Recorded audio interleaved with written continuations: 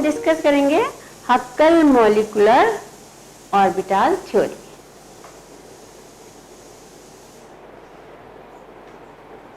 हक्केल molecular orbital theory.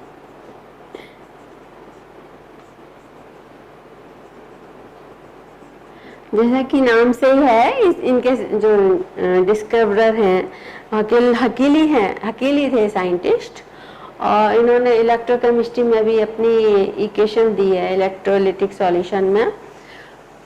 तो ये हक्केल molecular orbital theory जो कि हम क्वांटम मैकेनिक्स में यूज करने जा रहे हैं। तो क्वांटम मैकेनिक्स में देखिए क्या है कि हमेशा हम इक्वेशन यूज करते हैं। ये बहुत इंपॉर्टेंट थ्योरी है जो कि क्वांटम मैकेनिक्स में यूज हो रही है। तो क्वांटम मैकेनिक्स में के लिए एक बहुत इंपॉर्टेंट थ्योरी है। और देखिए बेसिकली क्या होता है क्वांटम मैकेनिक्स में कि हमारे पास एक फंडामेंटल टाइम इंडिपेंडेंट इक्वेशन रहती है, एच शाई इज इक्वल टू ई शाई। This is fundamental equation. और हमें जो भी सिस्टम के बारे में जानकारी चाहिए, उस सिस्टम के लिए सबसे पहले हम क्या बनाते हैं, एक fundamental time independent Schrodinger equation, and that equation is H शाई इज एच शाई ई शाई, where here h is the wave function, sorry h is the Hamiltonian operator and psi is the wave function। अब ये जो wave function होता है, it acts as storehouse of information। This is storehouse of information। इसका मतलब क्या होगा कि ये हमारे सिस्टम की सारी इंफॉर्मेशन रखता है। हमें बस एक बार, मैंने बताया, एक बार वेव फंक्शन कंस्ट्रक्ट हो जाए और वो वेल बिहेव्ड वेव फंक्शन होना चाहिए, बाउंड्री कंडीशन सेटिस्फाइड होनी चाहिए, सिंगल वैल्यूड होना चाहिए। एक बार हम यदि ऐसा वेल बिहेव्ड फंक्शन यदि कंस्ट्रक्ट कर लें तो हमें इस सिस्टम की, क्वांटम मैकेनिकल सिस्टम की बहुत सारी इंफॉर्मेशन इस वेव फंक्शन से मिल सकती है। हम उस पर डिफरेंट फिजिकल क्वांटिटी के ऑपरेटर्स लगा के डिफरेंट इंफॉर्मेशन गैदर कर सकते। तो देखिए हमने इस इक्वेशन का जो एग्जैक्ट सॉल्यूशन था वो हमने सॉल्व किया किस किस के लिए, particle in one dimension box, simple harmonic oscillator, rigid rotator, और ये सब हमारे सिस्टम थे जो उसके लिए हमने अपनी श्रोडिंगर इक्वेशन, सिंपल सिस्टम है जहाँ हमने श्रोडिंगर वेव इक्वेशन सॉल्व की है। और कुछ हमारे केमिकल सिस्टम भी हैं, जैसे कि फॉर एग्जांपल हाइड्रोजन एटम और हाइड्रोजन लाइक एटम जैसे कि हीलियम, बेरिलियम, ये सब जो है हम जो है हाइड्रोजन एटम और हाइड्रोजन लाइक एटम, जैसे कि हीलियम में से एक इलेक्ट्रॉन निकाल दें, लिथियम में से हम 2 इलेक्ट्रॉन निकाल दें, और इस तरीके से जो है हमारे वो सब कैसे बन जाते हैं, आयंस हाइड्रोजन लाइक एटम बन जाते हैं। तो उनके लिए हम श्रोडिंगर वेव इक्वेशन सॉल्व किए। लेकिन जैसे जैसे हम मल्टी इलेक्ट्रॉन सिस्टम के लिए जाते हैं और जैसे जैसे हमारा सिस्टम थोड़ा सा कॉम्प्लेक्स होता जाता है, तो वहाँ पर हम इस श्रोडिंगर वेव इक्वेशन को सॉल्व नहीं कर पाते। एग्जैक्ट सॉल्यूशन हमको श्रोडिंगर वेव इक्वेशन का नहीं मिल पाता है। उस समय क्या करते हैं, उस समय के लिए हमने बताया था आपको कि हम वेरिएशन प्रिंसिपल यूज करते हैं। वेरिएशन प्रिंसिपल में 2 तरीके के मेथड हम यूज करते हैं, जैसे फॉर एग्जांपल एक परटर्बेशन थ्योरी यूज करते हैं और दूसरा हम वेरिएशन मेथड यूज करते हैं। और ये दोनों मेथड जो कैसे कहलाते हैं, अप्रोक्सीमेशन मेथड कहलाते हैं। इसका मतलब क्या है कि हम एग्जैक्ट वैल्यू तक तो नहीं पहुंच पाते हैं, लेकिन हाँ लगभग उसके अप्रोक्सीमेटली वैल्यू एनर्जी की और वेव फंक्शन की हम जो है एक्वायर कर लेते हैं इस अप्रोक्सीमेशन मेथड में। तो देखिए हकिल ने यही दिमाग में आया, हकिल के दिमाग में ये आया, हमारे जो साइंटिस्ट हैं हकिल, उनके दिमाग में जो है एक बड़ी अच्छी चीज आई। उन्होंने ये श्रोडिंगर वेव इक्वेशन जो है किस पे अप्लाई करी? ऑर्गेनिक कंपाउंड, ऑर्गेनिक मॉलिक्यूल्स पे अप्लाई करी। किस लिए अप्लाई करी? For electronic structure. मतलब हम जो है हकिल मॉलिक्यूलर ऑर्बिटल थ्योरी में हकिल ने क्या किया कि जो श्रोडिंगर वेव इक्वेशन अप्लाइड की वो किस में करी? ऑर्गेनिक मॉलिक्यूल्स पे। श्रोडिंगर वेव इक्वेशन किसके लिए सॉल्व की? ऑर्गेनिक मॉलिक्यूल्स का इलेक्ट्रॉनिक स्ट्रक्चर निकालने के लिए जो है हम जो है इस हकिल मॉलिक्यूलर ऑर्बिटल थ्योरी को यूज करते हैं। तो उन्होंने देखिए वही यूज किया। उन्होंने इस हकिल मॉलिक्यूलर ऑर्बिटल थ्योरी में जो श्रोडिंगर इक्वेशन को सॉल्व करना चाहे, इसके लिए उन्होंने कौन सी मेथड अप्लाई किया है? उन्होंने जो है उन्होंने जो यूज किया है वो लिया है वेरिएशन मेथड। हकिल ने जो ऑर्गेनिक कंपाउंड्स ऑर्गेनिक मॉलिक्यूल्स हैं उनका स्ट्रक्चर के लिए कौन सा मेथड अप्लाई किया? Variation method. अब देखिए ये वेरिएशन मेथड उन्होंने जो अप्लाई किया है वो केवल for only conjugated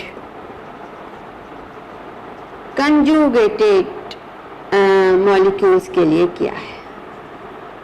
conjugated organic molecules या ऑर्गेनिक कंपाउंड्स। कंजुगेटेड जो मॉलिक्यूल्स या जो कंपाउंड कंजुगेटेड होते हैं उनके लिए जो है हम ये हकिल मॉलिक्यूलर ऑर्बिटल थ्योरी। अब ऐसा आता है कि भाई हम कंजुगेटेड कंपाउंड्स के लिए ही क्यों यूज करते हैं हकिल मॉलिक्यूलर ऑर्बिटल थ्योरी? बाकी सब हमारे कंपाउंड्स के लिए या बाकी सब कंपाउंड्स के लिए हम क्यों यूज नहीं कर सकते हैं एनर्जी निकालने के लिए हकिल मॉलिक्यूलर थ्योरी? केवल जो कंजुगेटेड मॉलिक्यूल्स हैं, कंपाउंड्स हैं, उन्हीं में हम क्यों यूज कर सकते हैं? तो उसके लिए पहले तो आपको मालूम होना चाहिए कि कंजुगेटेड कंपाउंड्स कौन से होते हैं। कंजुगेटेड मॉलिक्यूल्स वो होते हैं एक तो जिनमें पहला sp2 हाइब्रिडाइज्ड कार्बन एटम रहते हैं। क्या है? जो कंजुगेटेड कंपाउंड्स होते हैं उनमें कौन सी कार्बन होती है? sp2 हाइब्रिडाइज्ड कार्बन एटम रहते हैं। दूसरा ऑल्टरनेट सिंगल डबल बॉन्ड रहता है इनमें।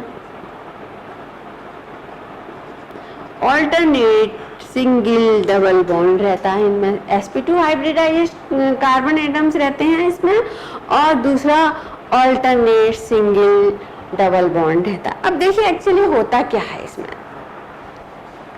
कि ये जो sp2 हाइब्रिडाइज्ड कार्बन एटम होते हैं उनमें जो है उनके जो p2 ऑर्बिटल होती है उसमें एक इलेक्ट्रॉन होता है, एक इलेक्ट्रॉन रहता है। वो एक इलेक्ट्रॉन उस कार्बन के लिए पाई इलेक्ट्रॉन की तरह बिहेव करता है। उस कार्बन ऑर्बिटल को हम पाई ऑर्बिटल की तरह भी हम यूज करने लगते हैं उस इलेक्ट्रॉन की प्रेजेंस के कारण, और वो इलेक्ट्रॉन क्या कहलाता है? पाई इलेक्ट्रॉन कहलाता है। तो देखिए क्या होता है कि ये पाई इलेक्ट्रॉन्स जो हैं वो हमारे sp2 के जो 2p ऑर्बिटल है उसमें रहता है। अब मान लीजिए हमारे किसी मॉलिक्यूल में 4 कार्बन है तो हर कार्बन की जो 2p2 ऑर्बिटल होगी उसमें एक एक इलेक्ट्रॉन होगा, हमको 4 पाई इलेक्ट्रॉन्स मिल जाएंगे। तो ये पाई इलेक्ट्रॉन्स जो है एटॉमिक ऑर्बिटल्स को भी ये पाई ऑर्बिटल्स को भी कह लेते हैं। पाई इलेक्ट्रॉन जो है हम पाई ऑर्बिटल्स को भी ये शो करते हैं। अब देखिए होता क्या, हमारा मॉलिक्यूल तो ऐसे है, मान लो हमारा मॉलिक्यूल इस तरीके से है, तो एक्स वाई प्लेन में है, मान लीजिए ये हमारा मॉलिक्यूल किस में है, एक्स वाई प्लेन में है इस तरीके से। और ये जो पाई ऑर्बिटल्स होती हैं, ये सब पाई इलेक्ट्रॉन जो होते हैं एक तरीके से क्या बना लेते हैं, क्लाउड बना लेते हैं। सबसे बड़ी बात क्या होती है, जो ब्यूटाडीन होता है, ब्यूटाडाइन में हमारे क्या होता है, 4 पाई इलेक्ट्रॉन्स रहते हैं। जैसे कि फॉर एग्जांपल हम देखें उसमें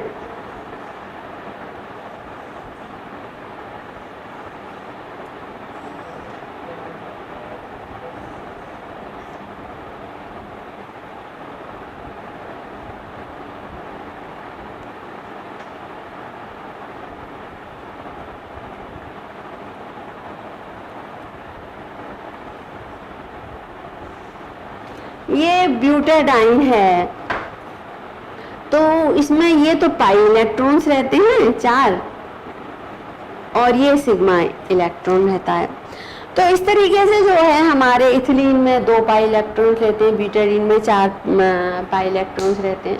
तो एक्चुअली क्या होता है, ये पाई इलेक्ट्रॉन जो होते हैं डिलोकेलाइज्ड रहते हैं, डिलोकेलाइज रहते हैं और पूरे मॉलिक्यूल पे एक क्लाउड जैसा बना लेते हैं। डिलोकेलाइज्ड है, एक जगह तो स्थिर है नहीं, तो एक तरीके से क्लाउड बन जाता है पी इलेक्ट्रॉन्स, पाई इलेक्ट्रॉन्स का। अब देखिए क्या है, ये मॉलिक्यूल तो हमारा एक्स वाई प्लेन में है, तो ये जो पाई इलेक्ट्रॉन्स का जो क्लाउड बना है वो किस में रहता है, इस प्लेन के परपेंडिकुलर ऊपर, इस प्लेन के ऊपर जेड एक्सिस क्या होती है, प्लेन के परपेंडिकुलर रहती है हमेशा। तो हम उस जेड एक्सिस को मानते हैं कि वहां पर ये प्लेन के परपेंडिकुलर टुवर्ड जेड एक्सिस में जो है हमारा इलेक्ट्रॉन क्लाउड बना है। और हमारे इलेक्ट्रॉन क्लाउड में जो मॉलिक्यूल है, यहाँ तो सिग्मा इलेक्ट्रॉन्स हैं और हमारे न्यूक्लियाई है, और जबकि हमारे क्लाउड में केवल पाई इलेक्ट्रॉन्स हैं। तो क्या होता है कि जो हमारा जो इलेक्ट्रॉन क्लाउड है वो इस एक्स वाई प्लेन के परपेंडिकुलर मूव करता है। जेड प्लेन में मतलब जो है परपेंडिकुलर मूव करता है, हमारे मॉलिक्यूल जो कि एक्स वाई प्लेन में उसके परपेंडिकुलर मूव कर रहा है। तो देखिए क्या है कि ये ही जो परपेंडिकुलर मोशन हो रहा है किसका, पाई इलेक्ट्रॉन्स के क्लाउड का, यही इस हकेल मॉलिक्यूलर ऑर्बिटल थ्योरी का बेस है। इसमें क्या होता है कि हम जो है आराम से हम सिग्मा बॉन्ड और पाई इलेक्ट्रॉन्स को या और सिग्मा इलेक्ट्रॉन्स को सेपरेबल बना सकते। हम आराम से पाई इलेक्ट्रॉन्स और सिग्मा इलेक्ट्रॉन्स को सेपरेट कर सकते हैं। And this is the basis for Hückel molecular orbital theory, कि चूंकि हम ये दोनों इलेक्ट्रॉन्स डिफरेंशिएट हो रहे हैं, तो देखिए क्या होता है, इस डिफरेंशिएशन के कारण जो हमारे कंजुगेटेड मॉलिक्यूल की जो सारी प्रॉपर्टी होती है वो इन्हीं पाई इलेक्ट्रॉन्स पर डिपेंड करती है। हमने तो डिफरेंशिएट कर लिया, सेपरेबिलिटी हो गई सिग्मा बॉन्ड में और पाई बॉन्ड में। सिग्मा बॉन्ड और न्यूक्लियाई हमारे एक्स वाई प्लेन में रहते हैं, जबकि जो पाई इलेक्ट्रॉन्स हैं वो हमारे इस प्लेन के परपेंडिकुलर रहते हैं, परपेंडिकुलर प्लेन में रहते हैं, और जो कि जेड एक्सिस रहती है, परपेंडिकुलर रहती है। अब देखिए क्या है, तो एक तो हमारा ये काम हो गया कि मॉलिक्यूल में हमने सिग्मा इलेक्ट्रॉन्स और पाई इलेक्ट्रॉन्स की सेपरेबिलिटी कर ली, जो कि बेसिस है हकेल मॉलिक्यूलर ऑर्बिट का। हकेल ने ये सोचा कि डेफिनेटली जब पाई इलेक्ट्रॉन्स अलग हैं तो हम पाई इलेक्ट्रॉन्स को मॉलिक्यूल के स्ट्रक्चर के लिए, सारी प्रॉपर्टीज के लिए यूज कर सकते हैं, और बहुत हमारे लिए बढ़िया भी रहा। बहुत बढ़िया कैसे रहा, जैसे कि मान लीजिए इथिलीन मॉलिक्यूल लें, फॉर एग्जाम्पल यदि हम इथिलीन मॉलिक्यूल लें, इथिलीन मॉलिक्यूल क्या होता है, C2H4। इसमें कितने इलेक्ट्रॉन्स होते हैं, टोटल 16 इलेक्ट्रॉन्स होते हैं। 16 इलेक्ट्रॉन्स होते हैं, लेकिन यहाँ पर जो दो इलेक्ट्रॉन होते हैं वो कौन से होते हैं? दो इलेक्ट्रॉन जो होते हैं पाई इलेक्ट्रॉन्स होते हैं, जो कि 2sp2 हाइब्रिडाइज्ड कार्बन एटम है यहाँ पर। तो दोनों हाइब्रिडाइज्ड कार्बन एटम्स में 2p2 में एक एक इलेक्ट्रॉन रहता है। वो इलेक्ट्रॉन पाई ऑर्बिटल्स होते हैं और पाई इलेक्ट्रॉन्स होते हैं। पाई इलेक्ट्रॉन जो है हमारे पाई ऑर्बिटल्स को भी रिप्रेजेंट करते हैं, कार्बन की पाई ऑर्बिटल्स को रिप्रेजेंट करते हैं। तो पूरा इथिलीन का हम जो इलेक्ट्रॉनिक जो प्रॉपर्टीज हैं या जितना भी स्ट्रक्चर प्रॉपर्टीज हैं वो हम केवल यदि दो इन इलेक्ट्रॉन्स को स्टडी कर लें तो हमको पूरे मॉलिक्यूल के बारे में पता लग जाता है। तो देखिए कितना अच्छा रहा, हम कहाँ कितने 16 इलेक्ट्रॉन की स्टडी करते, हकेल मॉलिक्यूलर ऑर्बिटल थ्योरी में मात्र हम 2 इलेक्ट्रॉन्स की स्टडी करके हम पूरे इस मॉलिक्यूल की एनर्जी कैलकुलेट कर लेते हैं। तो हकेल मॉलिक्यूलर ऑर्बिटल थ्योरी इस मामले में बहुत अच्छी रही। अब देखिए क्या होता है कि इसका बेस तो हमने बता दिया क्या है इसका बेसिस, कि भाई हम सिग्मा इलेक्ट्रॉन और पाई इलेक्ट्रॉन्स को हम जो है सेपरेट कर लेते हैं। इसमें जो है जो जितने इलेक्ट्रॉन्स रहते हैं sp2 हाइब्रिडाइज्ड ऑर्बिटल में वो पाई इलेक्ट्रॉन होते हैं, बाकी सब सिग्मा इलेक्ट्रॉन्स होते हैं हमारे मॉलिक्यूल में। तो अब देखिए क्या आता है कि अब हमारे अब क्वेश्चन आता है, हमने ये सब तो जान लिया कि भाई हमारा जो इलेक्ट्रॉन का जो पाई इलेक्ट्रॉन्स का क्लाउड है वो मॉलिक्यूल के परपेंडिकुलरली मूव करता है, and this is the characteristic of organic conjugated molecules की। ये कैरेक्टरिस्टिक प्रॉपर्टी होती है कि उनका जो इलेक्ट्रॉन क्लाउड है वो मॉलिक्यूल के परपेंडिकुलर प्लेन में जो है मूव करता है। जैसे बेंजीन में 6 इलेक्ट्रॉन्स होते हैं और वो 6 पाई इलेक्ट्रॉन्स का जो क्लाउड है वो बेंजीन मॉलिक्यूल के परपेंडिकुलरली घूमता रहता है उस पर। तो अब आता है कि हकेल जो हैं उन्होंने किस तरीके से ये वेरिएशन मेथड यूज किया। हकेल ने कौन सा मेथड यूज किया हकेल मॉलिक्यूलर ऑर्बिटल थ्योरी के लिए? हमारा अप्रोक्सीमेशन मेथड जो हम आपको पहले बता चुके हैं, and that is variation method. उन्होंने वेरिएशन मेथड बताया। देखिए मैंने आपको वेरिएशन फंक्शन भी पढ़ाया है और वही वेरिएशन फंक्शन जो है इसमें यूज होता है।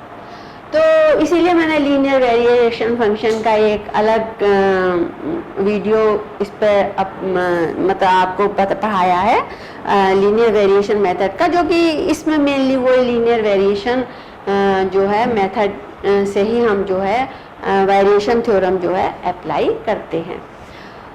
तो अब हमारे पास जो है क्वेश्चन ये आ जाता है कि हम वेरिएशन मेथड यूज करें तो हैं। वेरिएशन मेथड में होता क्या क्या है? वेरिएशन मेथड में क्या होता है, एक तो हम ट्रायल वेव फंक्शन यूज करते हैं। क्या यूज करते हैं? ट्रायल वेव फंक्शन लेते हैं।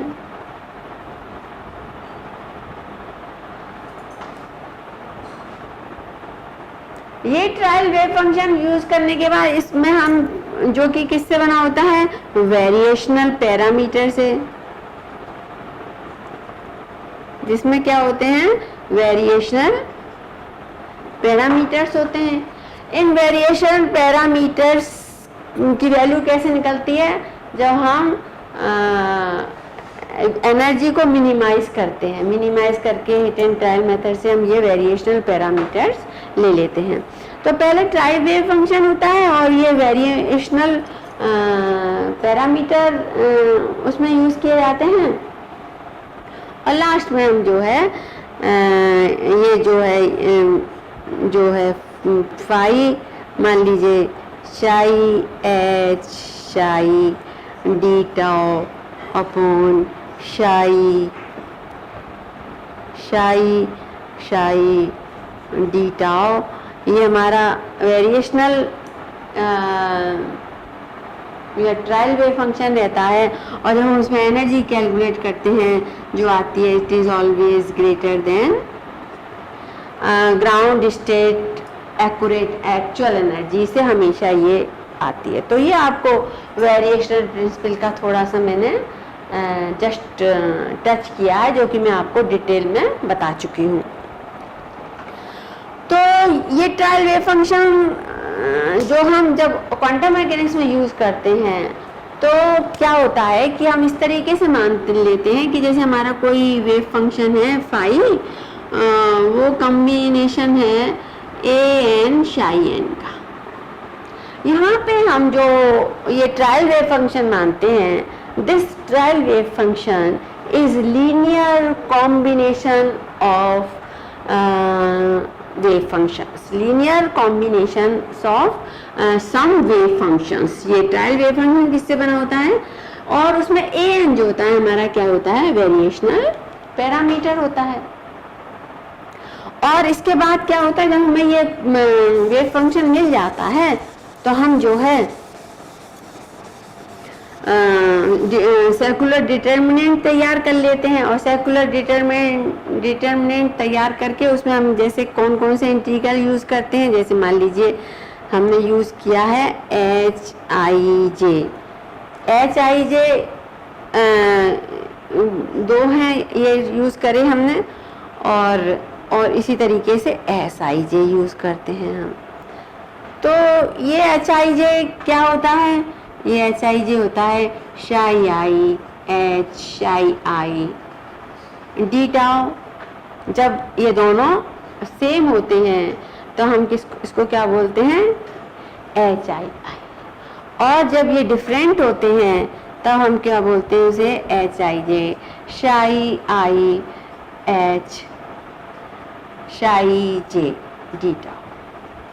तो ये हम इंटीग्रल्स जो है यूज़ करते हैं। और दूसरा कौन सा इंटीग्रल यूज़ करते हैं, एस आई जे। इसी तरीके से एस आई जे में हम ले लेते हैं शाई आई और शाई आई डी टाउ। ये जब एक जैसे होते हैं तो शाई आई एस आई आई होता है, और जब ये डिफरेंट होते हैं तो ये एस आई जे होता है, शाई आई शाई जे डीटा। मैंने आपको पहले भी बताया था कि इस ओवरलैप को जनरली हम इस तरीके से, एक जनरल जो दिखाने का तरीका होता है वो क्या होता है, शाई आई जे डीटा। तो अब देखिए वेरिएशन फंक्शन में क्या होता है, हम फंक्शन ले लेते हैं, फिर हम ये इंटीग्रल्स यूज करते हैं, और इंटीग्रल यूज करके हमको डिटर्मिनेंट मिलता है, सर्कुलर डिटर्मिनेंट मिलता है, और फिर सर्कुलर डिटर्मिनेंट को हम सॉल्व करते हैं तो हमको पॉलिनोमियल इक्वेशंस मिल जाती हैं, और फिर हम जो है पॉलिनोमियल जितने ऑर्डर का हमारा सर्कुलर डिटर्मिनेंट होता है उतने ऑर्डर की हमको पॉलिनोमियल इक्वेशंस मिलती हैं, जो कि हमको उतनी ही एनर्जी वैल्यूज देती हैं। अब देखिए हम वेरिएशन मेथड, उस वेरिएशन मेथड को हम किस में यूज करने जा रहे हैं, हक्केल मॉलिक्यूलर ऑर्बिटल थ्योरी में।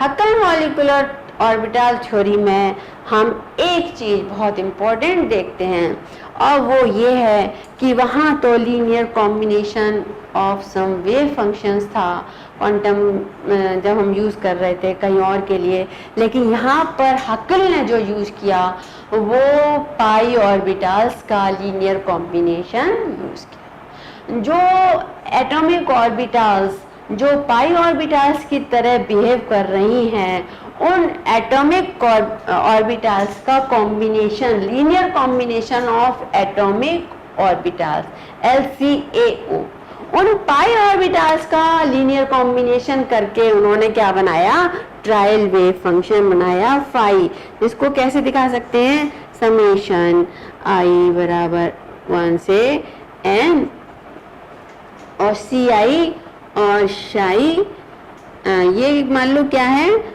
शाई 2p z i।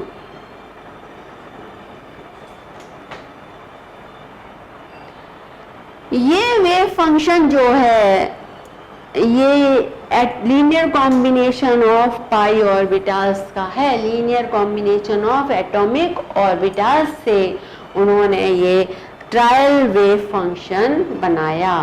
और ये ट्रायल वेव फंक्शन देखिए यहाँ हम कौन सी एटॉमिक ऑर्बिटल्स कह रहे हैं, जो कि हमारे जेड प्लेन में है, क्योंकि हमारा क्लाउड किस में है, जेड प्लेन में है।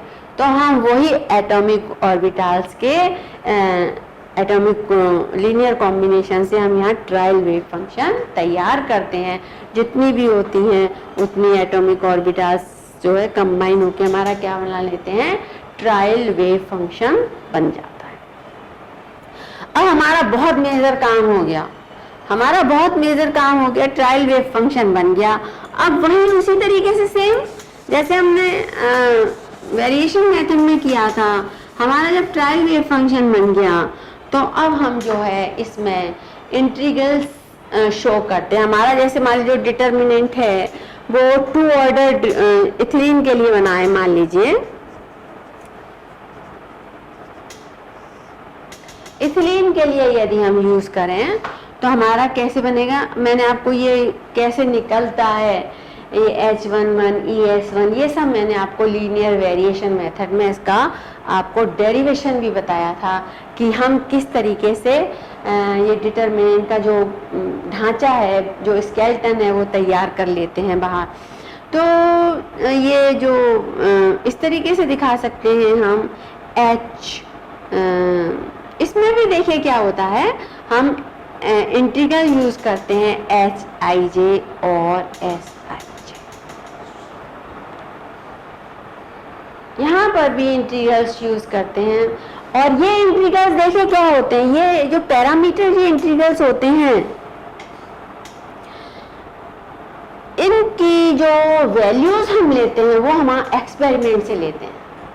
इनकी वैल्यू जो है एक्सपेरिमेंटल वैल्यूज मिली हुई है हमको, तो इसीलिए हम इस थ्योरी को सेमी एम्पिरिकल थ्योरी भी बोलते हैं, क्योंकि इसमें हम कुछ पैरामीटर्स हमको प्रैक्टिकल करके मिले हुए हैं, जो कि कूलम इंटीग्रल्स की जो वैल्यूज मिली हुई हैं और जो ओवरलैप इंटीग्रल्स की वैल्यू मिली हुई हैं वो हमें कैसी मिली हुई हैं, एक्सपेरिमेंट करके मिली हुई हैं, एक्सपेरिमेंटल वैल्यूज हैं जिनको कि हम इस थ्योरी में यूज करते हैं। इसीलिए इसको क्या बोलते हैं, सेमी एम्पिरिकल थ्योरी। तो देखिए क्या होता है इसमें जो इंटीग्रल्स होते हैं, यदि मान लीजिए HII ये किससे डिनोट होगा, हमारा ये डिनोट होगा H ये होगा शाई स्टार H शाई डी टाउ। यहाँ पे क्या होंगे, शाई आई और ये शाई आई। जब जो है ये दोनों सेम होते हैं तब हम इसको क्या बोलते हैं, coulomb integral. Then it is known as coulomb integral. और इसी तरीके से यदि ये डिफरेंट होते हैं HIJ तो हम इसको क्या बोलते हैं, शाई आई H शाई J डी टाउ। तब हम इसको क्या बोलते हैं, रेजोनेंस इंटीग्रल।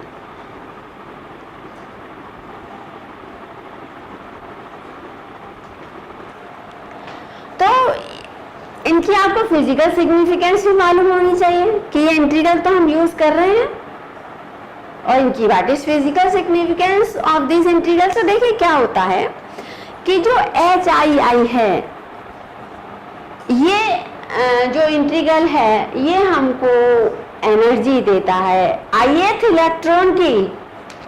बहुत इंपॉर्टेंट पॉइंट है, ये जो HII जो कूलम इंटीग्रल है वो हमको ith इलेक्ट्रॉन की एनर्जी देता है in the field of nuclei and sigma electrons. जो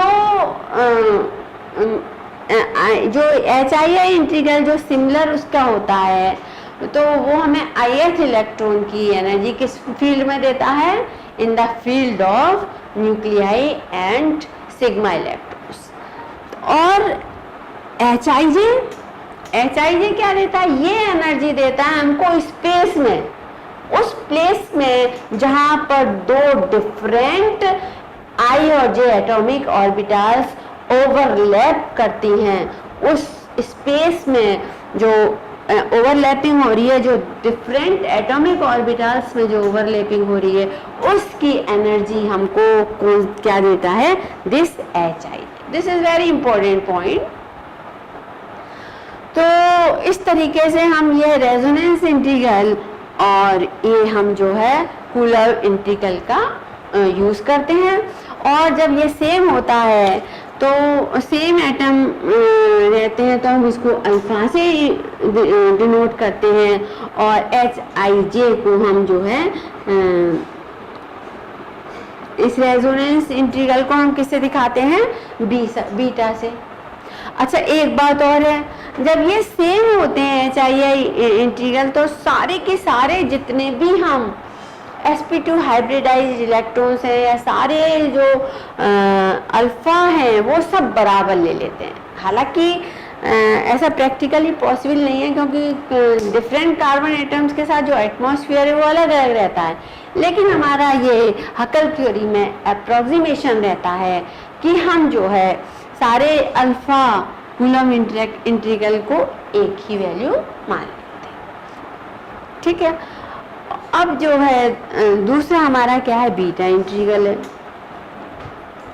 तो बीटा इंटीग्रल में भी, जिसको कि हम रेजोनेंस इंटीग्रल कहते हैं, जैसे मान लीजिए फॉर एग्जांपल हमारा ये सी ये 1 है, ये 2 है, और ये H2 है, CH2 और ये CH2।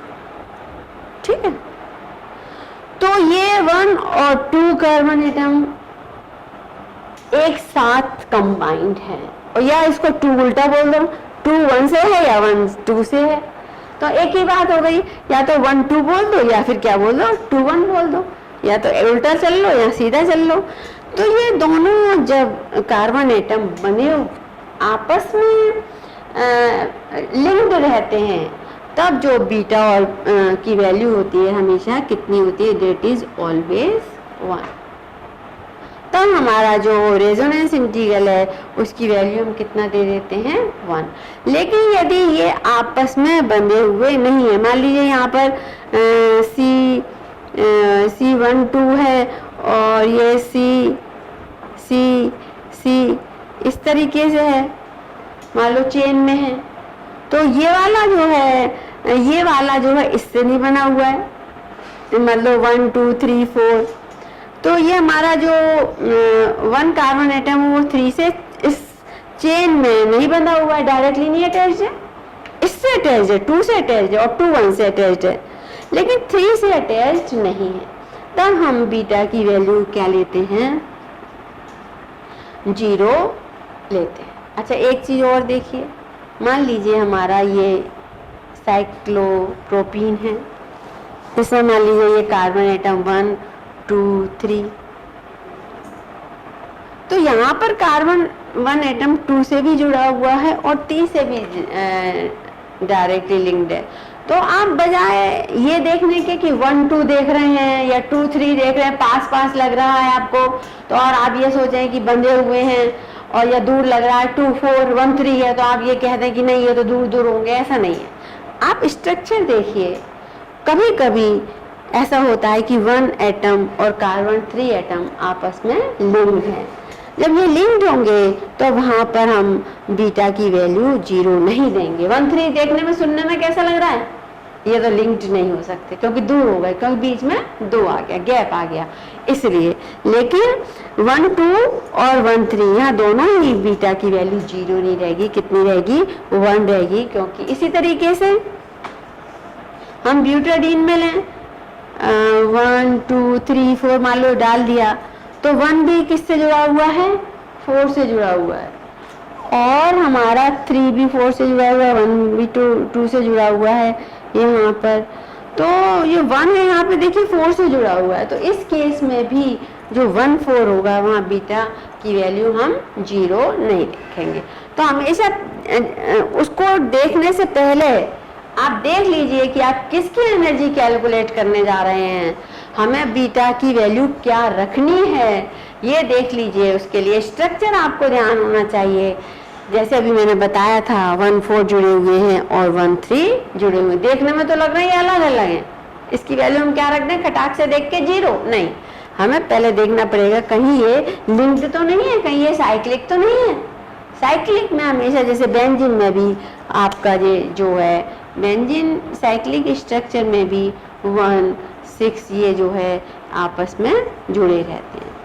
तो इसको आपको एनर्जी की कैलकुलेशन में ध्यान रखना पड़ेगा, क्योंकि तो ये हमने आपको बताया, इसकी फिजिकल सिग्निफिकेंस बताई हमने आपको कूलम इंटीग्रल की। अब इसी में एक आता है रेजोनेंस, दूसरा इंटीग्रल आता है हमारा बीटा, जिसको कि हम ओवरलैप इंटीग्रल बोलते हैं। तो देखिए ओवरलैप इंटीग्रल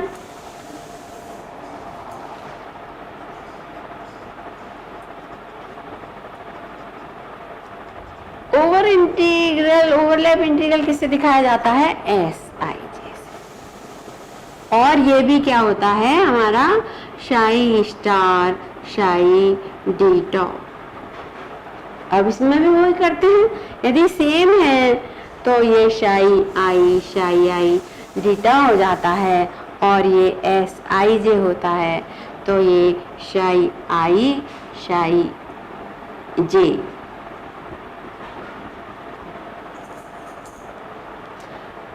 इसमें देखिए क्या है, ये तो डिफरेंट एटम्स की ओवरलैपिंग दिखा रहा है, और इसमें जो है हमारा ये है कि हमारे एटॉमिक ऑर्बिटल जो है नॉर्मलाइज्ड हैं।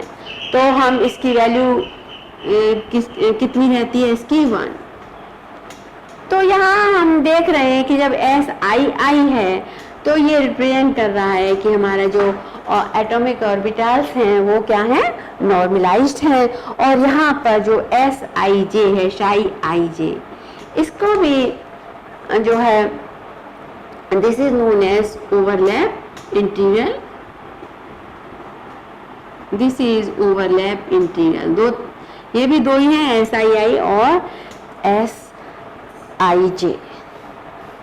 तो इसमें ये जो है दो डिफरेंट एटम जो है ओवरलैप करते हैं, और इसमें जो है हमारा ये दिखा रहे हैं कि जो एटॉमिक ऑर्बिटल्स है that atomic orbitals are normalised. तो ये हमारे ओवरलैप इंटीग्रल के बारे में हो गया।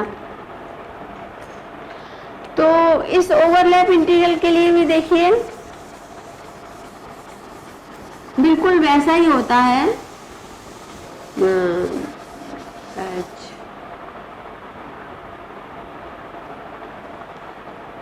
एस आई जे। तो देखिए हम अभी इंटीग्रल में देख रहे थे ये, तो हमारा जो ओवरलैप इंटीग्रल है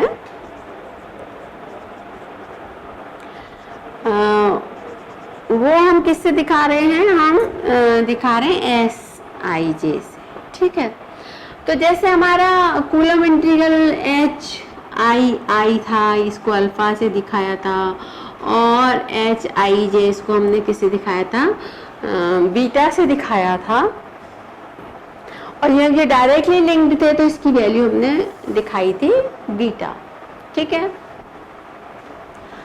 अब देखिए ओवरलैप इंटीग्रल में क्या है, ये किस तरीके से होता है, ये होता है हमारा बराबर शाई स्टार शाई डीटा।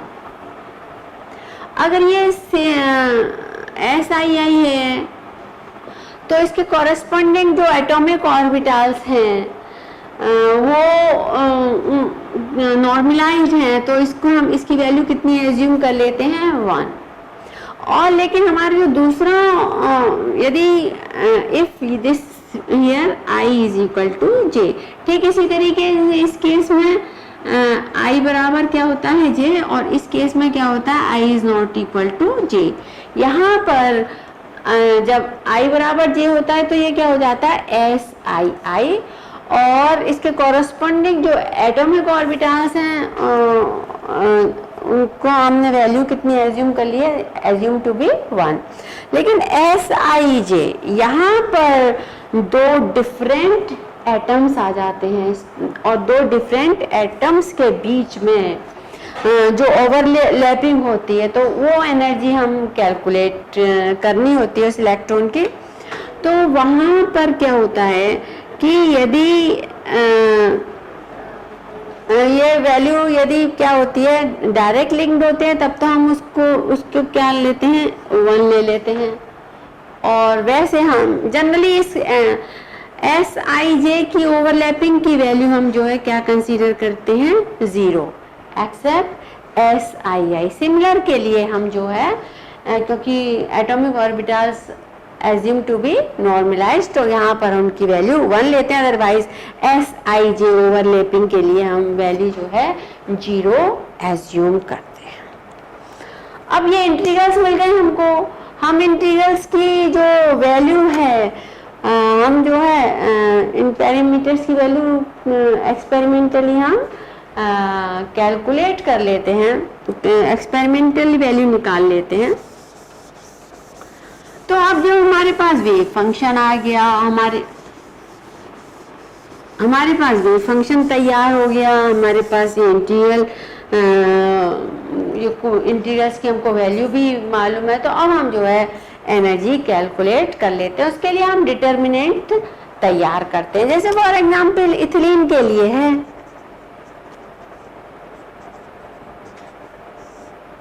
इथिलीन के लिए यदि हम करें, इसमें इथिलीन क्या है, C2H4 होता है, C2H4।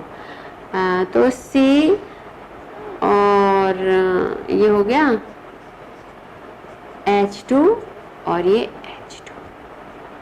तो इसके लिए 2/2 जितने कार्बन एटम होते हैं उतने ही ऑर्डर का हमारे पास, या जितने पाई इलेक्ट्रॉन्स होते हैं उतने ही ऑर्डर का हमारे पास डिटर्मिनेंट होता है। तो हम कार्बन से नेचुरली निकाल लेते हैं, क्योंकि पाई इलेक्ट्रॉन्स भी कार्बन के ही बराबर रहता है, क्योंकि कार्बन sp2 हाइब्रिडाइज्ड है और sp2 हाइब्रिडाइज्ड होने के कारण p में एक इलेक्ट्रॉन होता है। तो ये जो है हर जो पाई इलेक्ट्रॉन जो है, एक कार्बन एटम जो है किसको रिप्रेजेंट करता है, पाई ऑर्बिटल को रिप्रेजेंट करता है।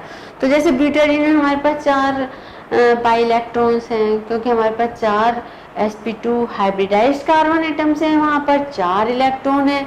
ये चारों इलेक्ट्रॉन जो है z परपेंडिकुलर प्लेन में एक क्लाउड बना लेते हैं, वो क्लाउड मूव करता रहता है। और इसीलिए ब्यूटेरिन के आपने देखा होगा जो बॉन्ड्स होते हैं वो बराबर हैं, क्योंकि वहाँ पर जो पाई इलेक्ट्रॉन्स हैं वो डीलोकलाइज्ड है। तो उसी तरह अगर हम ब्यूटेरिन का वो डिटर्मिनेंट बनाएं, इथिलीन का डिटर्मिनेंट बनाएं, या हम साइक्लोप्रोपीन का डिटर्मिनेंट बनाएं, तो पहले हम इसको देख लेते हैं। इसका डिटर्मिनेंट कैसे बनेगा हमारा, ये बनेगा H11 और हमारा बनेगा यहाँ पर ES11। ये हो गया first row second column, first row second column, ये हो गया। इसी तरीके से second row first column, second row first column, और ये H12 minus second row second column, और E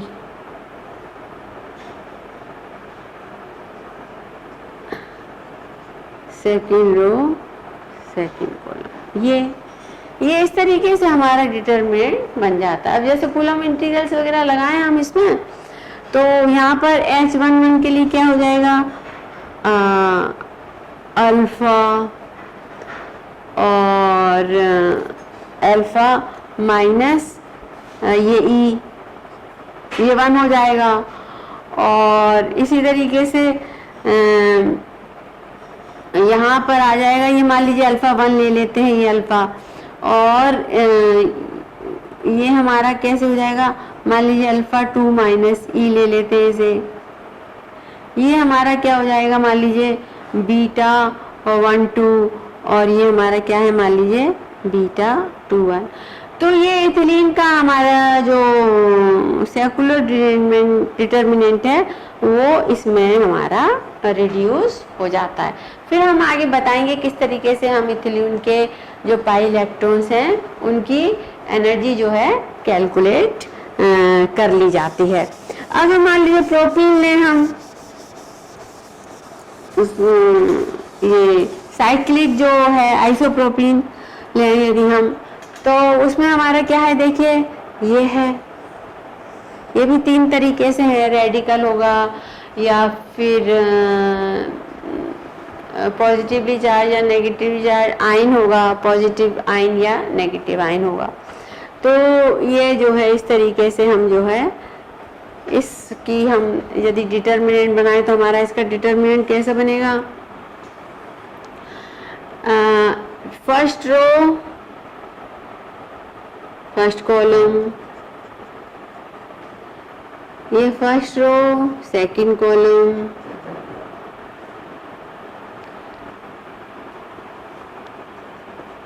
ये third first row third column, ये हमारा second row first column,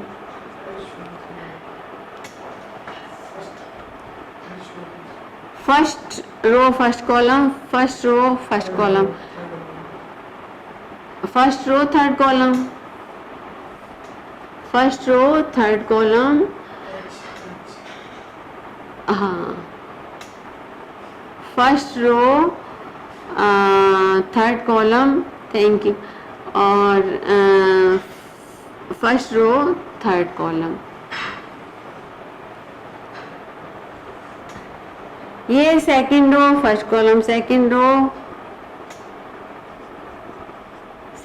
first column, ये second row second column, second row second column, second row third column, और second row third column. इसी तरीके से third row first column, third row first column, third row first column, second column, और third row second column, and third row third column minus E third row third column. तो ये हमारा determinant बन गया। और जब इसमें हम अल्फ़ा और बीटा कूलम इंटीग्रल लगाएंगे तो देखिए हमारा जो है यहाँ यहाँ यहाँ ये अल्फ़ा 1 अल्फ़ा 2 अल्फ़ा 3 आ जाएंगे, अल्फ़ा 1 अल्फ़ा 2 और ये अल्फ़ा 3 आएंगे, जो कि हमको बाद में सब सेम ही है हमारे ये, क्योंकि हमने अभी बताया था आपको, इनको हम सेम ही मान लेते हैं। ये हमारा क्या हो जाएगा, बीटा 1 2, ये हमारा बीटा 1 3, और ये हमारा आ जाएगा बीटा 2 1 और बीटा 2 3, और ये हमारा आ जाएगा बीटा 3 1, और ये हमारा आ जाएगा बीटा 3 2। तो ये जो डिटर्मिनेंट है इसमें हमारा रिड्यूस हो जाता है। फिर हम बताएंगे आपको कि किस तरीके से हम जो है कैलकुलेट करते हैं, इंटीग्रल्स की वैल्यू लगा के, वो सब करके हम आपको इसको कंटिन्यू करेंगे। तो फिर हम एनर्जी इथिलीन की कैलकुलेट